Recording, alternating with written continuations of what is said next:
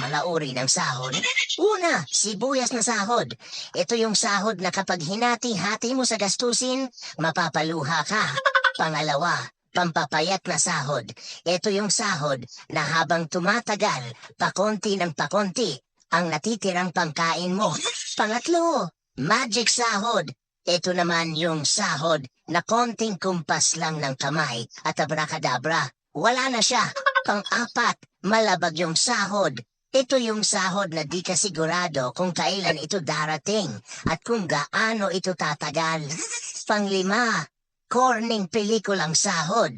Ito naman yung sahod na tinatawanan mo na lang para di ka mabwisit. Pang-anim, konserbatibong sahod. Ito yung sahod na nakakawala ng inspirasyon. Pang-pito, baog na sahod. Ito naman yung sahod na kahit anong trabaho ang gawin mo, wala pa rin kalalabasan ito.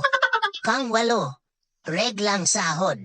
Ito yung sahod na isang beses isang buwan lang dumating at tumatagal lang ng 3 araw. Alin sa 8 ang sahod mo?